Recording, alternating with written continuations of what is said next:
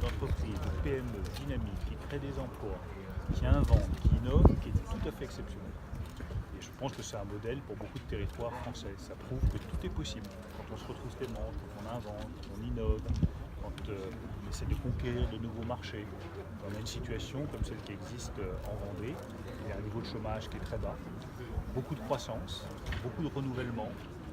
Des entreprises comme celles que je viens de citer en matière de vélo à assistance électrique, qui sont de vrais modèles. Donc je suis venu ici expliquer que le projet de loi que je défends à l'Assemblée nationale, le projet de loi Pacte, va permettre à toutes ces entreprises, je l'espère sur tous les territoires français, pas simplement en Vendée, de se développer, de créer des emplois et donner de la prospérité aux Français. Parce que l'objectif au bout du compte, c'est bien qu'il y ait de la prospérité pour tous les Français sur tous les territoires. C'est bien que trouver un emploi, ça reste difficile pour des millions de Français. Et ce que le président de la République a voulu dire, et le problème qu'il a voulu pointer du doigt à juste titre, c'est qu'aujourd'hui, vous avez plus de 3 millions de chômeurs. Et où que j'aille, en Vendée ou ailleurs, vous l'avez vu tout à l'heure dans la table ronde des entrepreneurs, vous avez des chefs d'entreprise qui cherchent des salariés et qui ne les trouvent pas. Dans l'hôtellerie, dans la restauration, dans l'industrie, si vous cherchez dans l'industrie un chaudronnier, un soudeur, un carrossier, vous allez avoir du mal à le trouver. Donc c'est ce problème-là qu'il faut qu'on traite. On ne peut pas avoir d'un côté 3 millions de chômeurs et de l'autre des millions de chefs d'entreprise qui cherchent des salariés et qui ne les trouvent pas. Il faut que nous arrivions à régler cette difficulté qui est propre à la France.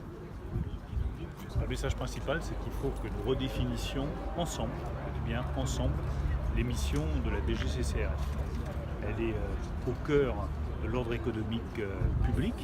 C'est elle qui vérifie, qui contrôle, qui s'assure que chacun respecte bien les règles en termes d'affichage, en termes de prix, en termes de relations entre les entreprises, de délai de paiement. Donc elle a un rôle absolument vital dans notre économie, la DGCCRF. Mais on lui demande trop de missions. On lui demande de faire trop de choses.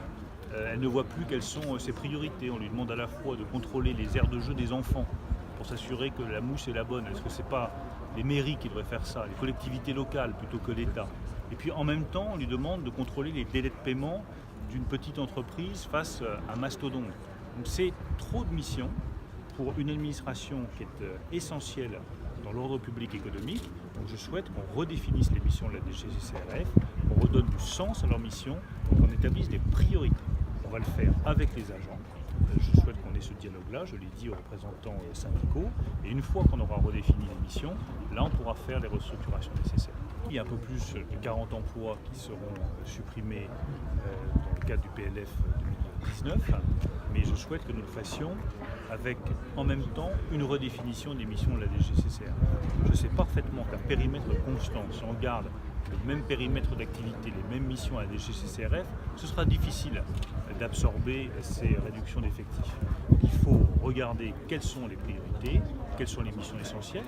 Il faut aussi regarder comment est-ce qu'on fait mieux travailler ensemble les administrations de ministères différents.